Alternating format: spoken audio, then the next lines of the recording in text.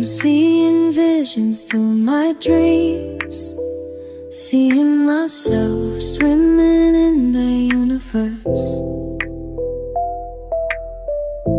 My ancestors gave me gifts to read cards, predict and heal.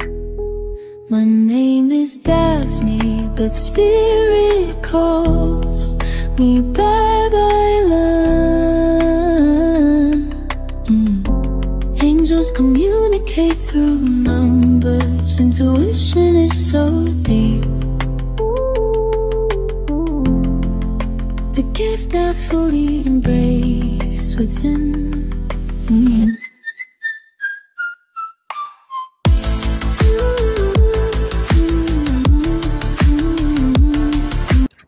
Hi everyone! Welcome po sa inyong almost personal readings.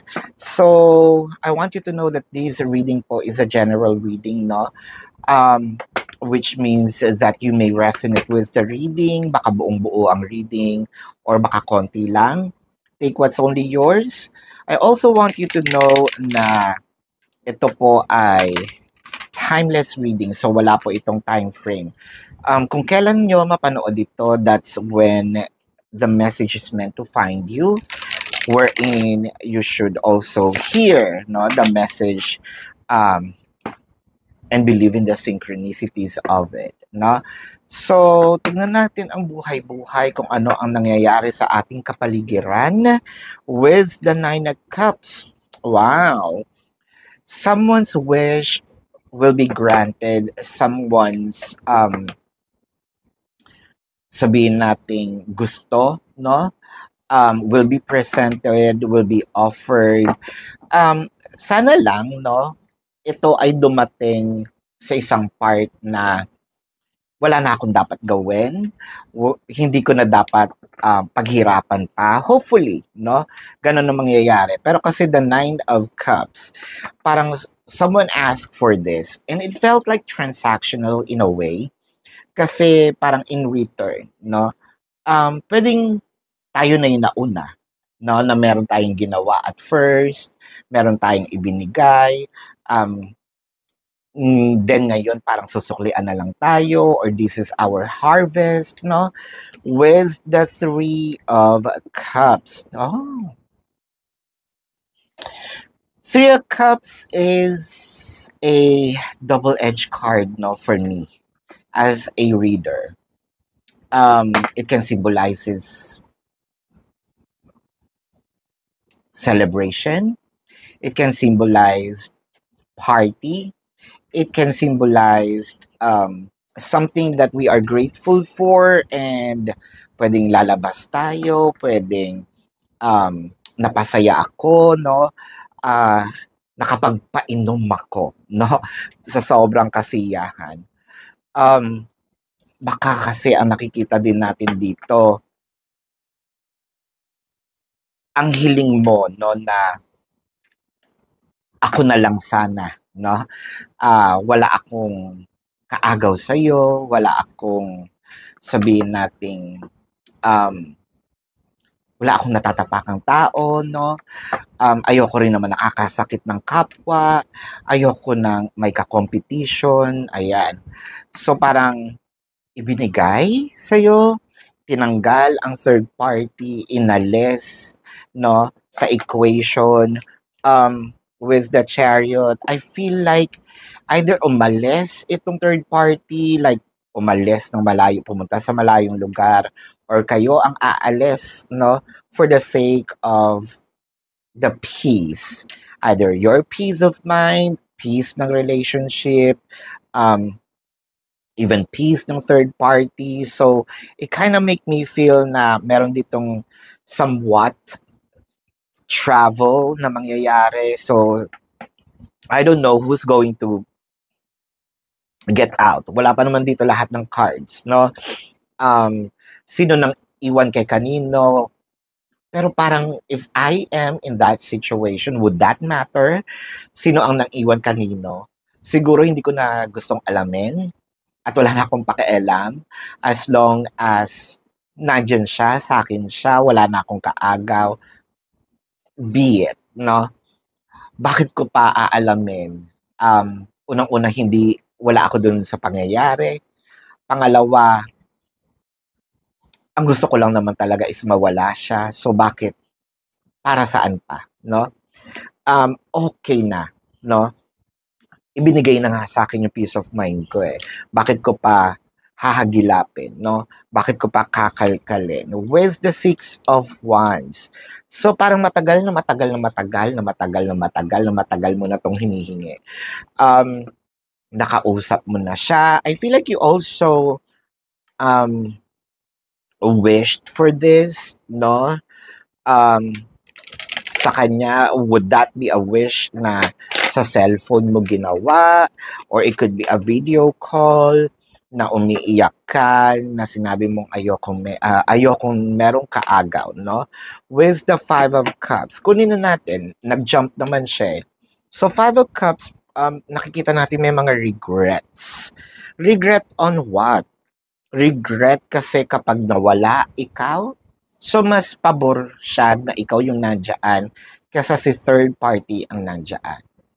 O di ibig sabihin, mas importante ka. Tapusin na natin to.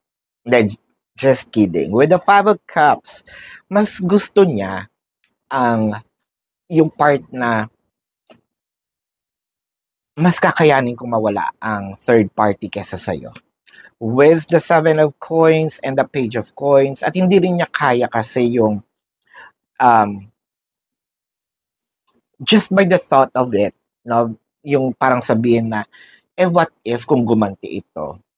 What if kung siya mismo, no, binuksan niya ang kanyang puso or ang pinto, no, to entertain someone else's. So, hindi ko kakayanin. So, with that realization, no, kumbaga, yung third party, nakuha ko naman yan, no, pumayag naman siya. So, feeling ko, makaka-move on yan. So, si person, wala siya masyadong care kay third party. Ang care niya is nasa iyo. Hindi ganda mo with the Nine of Coins. So, this is the harvest. So, hindi natin ito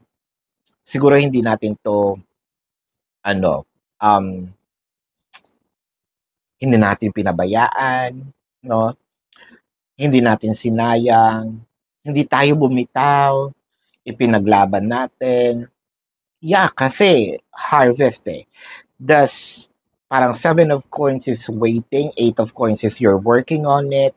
So, kumbaga parang process ito eh.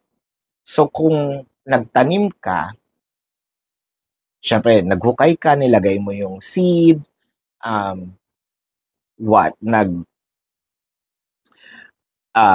plinase mo siya kung saan maaarawan, which is yung tamang temperature lang ng araw, dinidiligan mo ng maayos, that's actually work, which is the Eight of Coins. The Nine of Coins is the harvest. So, eto na, kinukuha mo na. The Ten of Coins is wherein yung sobra, binenta mo, nagkapera ka pa, and then gagamitin mo uli siya for another venture for another puhunan. So, this is where in your harvest is in. With the Five of Swords, eto ka nga, hindi mo siya iniwan, kahit papano, no, masakit man. Merong time dito na nasaktan ka sa pakikipaglaban, no? Dito sa relationship na ito. Pero it felt like this is all worth it dahil the person is staying. The person is there for you. At the end of the day, merong realization si person na hindi ka rin iniwan, and the justice is here. I feel like this is going to happen very, very soon. Lalo na kung nandito ka pa sa situation na ito. Lalo na kung nandito ka pa sa part na sabihin nating nakikipagpambuno ka pa, no? Nakikipag-compete ka pa as of the moment. The Eight of Cups. Yun nga lang. Let's just say, kahit pa paano merong investment si person ng emotional doon sa third party. It may not be easy for your person to unlove the third party, kahit pa paano nandun yung emotion. Pero, at the end of the day, katulad ng sinabi ko, ikaw yung pinili. I think that in this situation, you have to also understand that your person is also healing on their end, no? Total, nandiyan ka naman to give the love, no? And understanding. So, pinaglaban mo na wala ka nang kakompetisyon. I think a little understanding will help the connection. And the moon card. So, the moon card, bakit ang dami mo pa rin iniisip? Siguro ang maiisip mo dito, is this person talagang pinutol nga ba ang relationship with the third party? Or gagawin ba to sa akin uli? I don't want to hang you in that kind of thinking, no? Or thought. The Seven of Cups and the Queen of Cups. Oh, wow.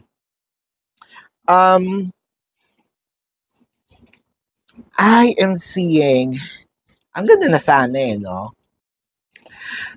Siguro, bantayan si person. No? This might be a new relationship that your person going to unfold. It may be a new competition. So you might gonna be in a loop. But then again, kasi Seven of Cups lang naman ito, there is an option and you're still the Queen of Cups. Pero sana wini-wish na lang natin na wag na lang. Wag na lang sanang mangyari. Hindi na lang sana siya mag-open pa, no, ng panibagong pinto. But here we are. Here's your reading. Nasad ako doon. Pa-happy na sana siya, no? Let's check the zodiac sign. Pero bago yan, no, if you resonate in this reading, let me know sa comment section. Kung meron kayong mga tanong, there is a link sa description box. Click the link, you will be routed to my website. Nandun po yung name, number, QR code, amount per question. Take advantage of the 4 questions plus 1. And if you want to book a private reading, nandun din po siya.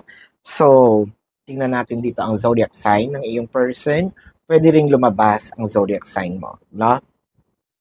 Pisces, Scorpio, nabuo agad ang water signs. Cancer, Gemini, Libra. I am seeing Taurus. Cancer is very dominant, no? Leo, I am seeing Virgo and Capricorn. So this is your reading. Maraming salamat. Love and light. Namaste. See you po sa susunod na readings. Goodbye. You want the